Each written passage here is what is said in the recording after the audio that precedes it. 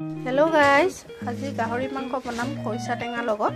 এয়া হল খৈছা টেঙা, কেঁচা জলকীয়া দুটা তিনটা মই কাটি লৈছো আৰু এয়া হল তেজপাত, এটো আদা নহৰু পেষ্ট আৰু এয়া পিয়াজ। এয়া হল গাহৰি মাংস। বহুতে অসমীয়া বিলাকে আমাৰ চিনি পায় গাহৰি খৈছা টেঙা বুলি ক'লে কেনেকুৱা হয়। এটো মই টেঙাটো ৰাখিছো আৰু এটো বেম্বু বুলিও কয়। এতিয়া মই গাহৰি কেনেকৈ বনাম খৈছা টেঙা লগত হেতুৱে আজি ভিডিওটো আপোনালোকক দি আছো। কেৰাহী গৰম হৈ গল, মই তেল দি দিলো। এতিয়া মই তেজপাত আৰু কেঁচা জলকীয়া দি দিম। এয়া দেখিছেনে, কেঁচা জলকীয়া দি দিছো। 1-2 মিনিট মান এনেকৈ মই কেঁচা জলকীয়াখিনি ভালকৈ ভাজি ললো আৰু ইয়াতে দি দিম এতিয়া আমি পিঁয়াজখিনি।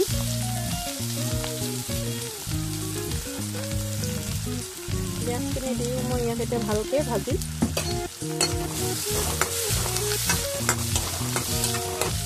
মই এনেকৈ পিঁয়াজখিনি ভাজি ল'লোঁ, দেখিছেনে ভাজি ল'লোঁ। ইয়াত এতিয়া দি দিম মই আদা নহৰু পেষ্টটো। এইখিনিও মই এতিয়া 1-2 মিনিটমান ভালকৈ ভাজি ল'ম।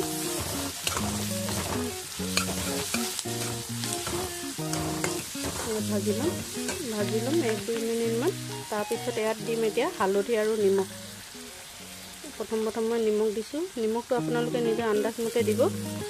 এয়া নিমখ। এতিয়া দি দিম মই ইয়াত হালধিটো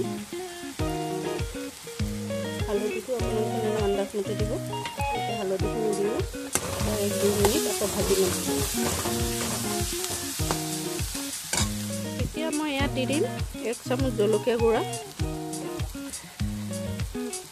এয়া 1 চামুচ জলকীয়া গুড়া দি দিছোঁ আৰু 1 চামুচ মই ইয়াত এতিয়া জিৰা গুড়িও দি দিছোঁ। দেখিছে নহয়, জিৰা গুড়ি 1 চামুচতকৈ অকণমান মই বেছি দিছোঁ। এইখিনি আকৌ 1-2 মিনিটমান এনেকৈ ভালদৰে ভাজি ল'ম। ভাজি লোৱাৰ পিছত এতিয়া আমি ইয়াত গাহৰিখিনি ইয়াত দি দিছোঁ মই। আমি গাহৰি মাংস বইল কৰি নলওঁ। আপোনালোকে যদি বইল কৰি খায় বইল কৰি ল'ব পাৰে, আমি বইল নকৰোঁ।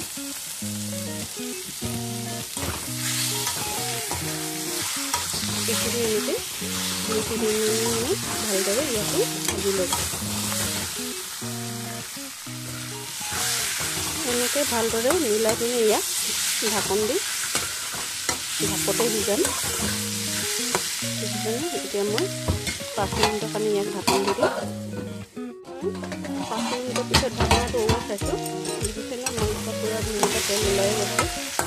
গাহৰি মাংসত বেছি তেল দিব নালাগে, খুব কম তেলতে হয়, নিজে তেল ওলাই গৈছে।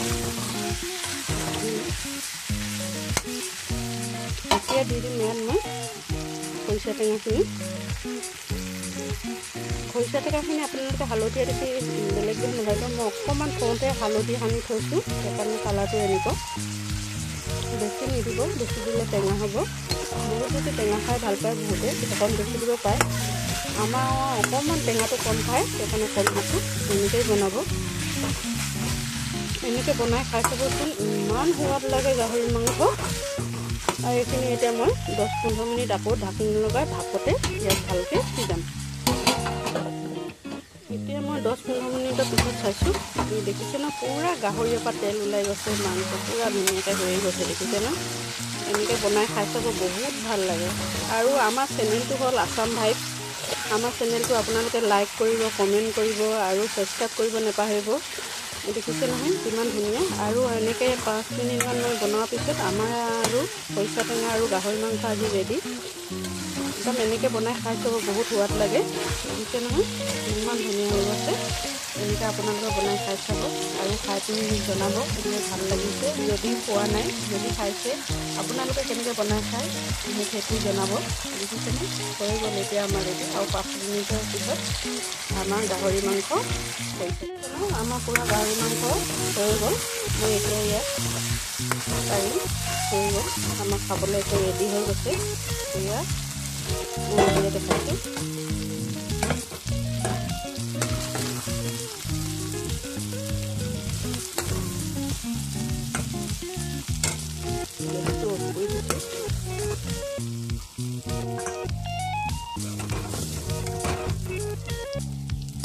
আপোনালোকে একে দেখিলে খাওঁ খাওঁ লাগিব, কিমান ধুনীয়া হৈ গৈছে। দেখিছে ন, এতিয়া দেখিছে আমাৰ গাহৰি মাংস আজি খৰিচা টেঙাৰ লগত কিমান ধুনীয়াকৈ হৈ গ'ল। থাকক আপোনালোকে এনেকৈ বনাই খাই চাবচোন কিমান যে সোৱাদ লাগে আমাৰ ৰেডি